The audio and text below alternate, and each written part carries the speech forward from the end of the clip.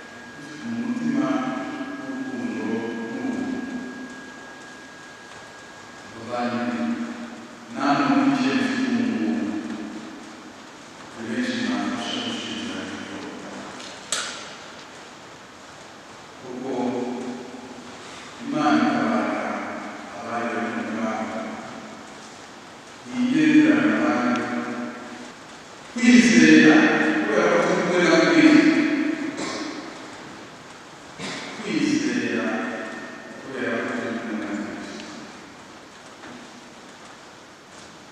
Turi kumwe na Kristo nta kintu kimwe gishobora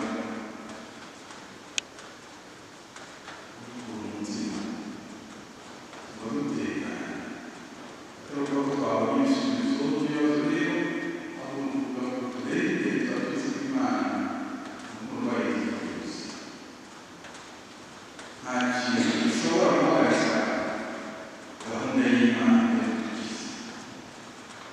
Pawulo mutagatifu yarabumvise, niyo mpamvu mwakurikiza amasomo ya kabiri yibaza kwisubiza. Ni iki cyatandukanya urukundo rw'Imana? Akisubiza ntacyatandukanya n'urukundo rw'Imana. Ibyago bishobora gutandukanya n'urukundo rw'Imana ni itotezo, inzara, ubukene, imitego cyangwa se inkono. Umuriro w'Imana watekereza icyatandukanya n'urukundo rw'Imana. Coronavirus oya. Coronavirus nta mbaraga ifite zo gutandukanya n'urukundo rw'Imana. Ingaruka zayo se ku buzima bwacu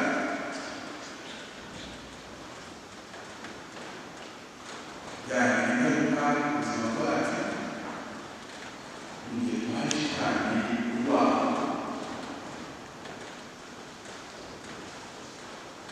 Twaba umutego wacu, ibigeragezo byo muri iki gihe ndetse n'ibizaza, nta na kimwe kigomba gutandukanya n'urukundo rw'Imana.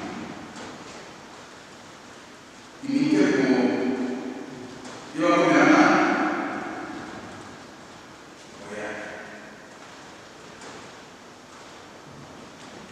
Aho hari igihe wumva bavuga twatsinze ariko burya Imana ni nziza.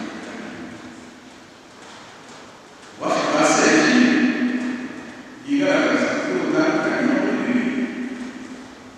igisubizo nta na kimwe.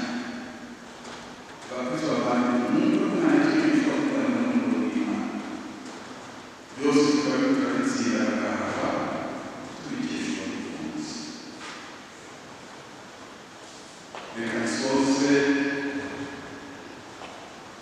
kuvuga isengesho ndetse bigaruka mu magambo twumvise mu isengesho ry'ikoraniro. Isengesho buri wese agirire Nyagasani Mana yacu, komeza tube hafi muri ibi bikomeye, ube hafi y'abayoboke bawe ku isi hose bari mu bihe bitoroshye, abagutakambira bizeye, ubahe